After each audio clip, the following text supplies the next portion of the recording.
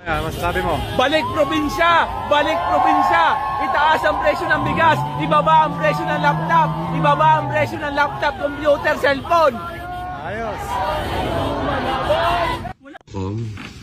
Nahanap pa si Kuya Alvin. Inahanap ko po yung anak ko na si Alvin Canigal. Nakapula siyang damit, saka pulang t-shirt. Kanina pa pong umaga. Actually, nagsimba kami. Pagbalik, tiyain ko lang nandiyan. Pagbalik ko, wala na siya. Hindi nagpaalam.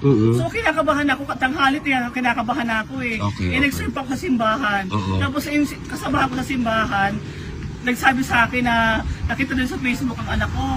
Tapos umuwi kagad ako ito, pagkatapos ko lang magsabi sa simbahan ng Santo Niño, umuwi kagad ako. Pag uwi ko dito, sinabihan ako ng tanod namin na nakano na sa picture. Ayun yung picture na yun. Pinakita sa akin, sabi ko baka mamaya pinalo to lang ano. Hindi naman, siguro. Kaso nga kasi, ang mga kasama niya medyo violente. Kaya nga, katapos sabi, narinig ko lang, nagkakagulo doon sa Mindiola. Nagkakagulo. May nag-ano daw ng tubig. Binuhusan ng tubig yung...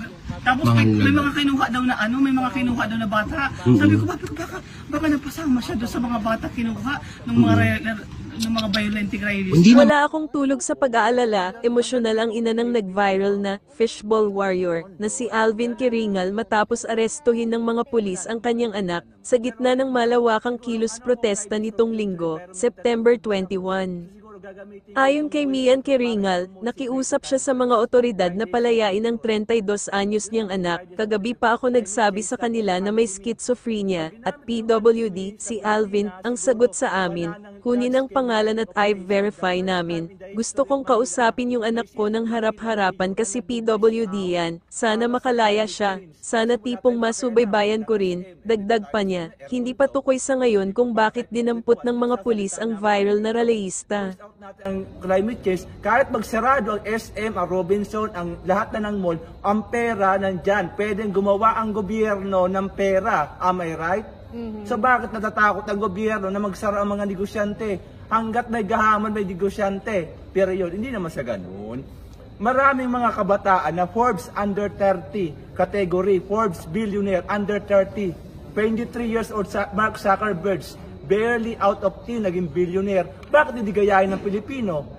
Yung mga bidding, pwede naman i-award yan sa mga bata na below 40 category. Forbes, mga Forbes list. Maraming ganyan. Pero sir, ano pang sa tingin ninyo ang ikaaangat nyo sa iba pang mga kandidato for mayor ng Manila? Siguro, hindi lang ako nagpapaka-ipokrito. Isa ako sa gusto talaga tumira sa Manila. Pero ano yung dahilan mo? Bakit gusto mo maging taga Maynila? Manila to the world. What can you say? Yun lang, iangat ko. Manila to the world. Magpakastotoo na tayo. Country's capital ito. Hindi ito Makati na puro building. Hindi ito Quezon City na puro artista, GMA Network, ABS-CBN. Country's capital, seat of power of the president. What can you say about that? So anong masabi mo sa mga usaping panlipunan katulad ng NPA, drug war, climate change, ano yung mga, ano mo doon? Hindi puro squatter, puro na lang computeran.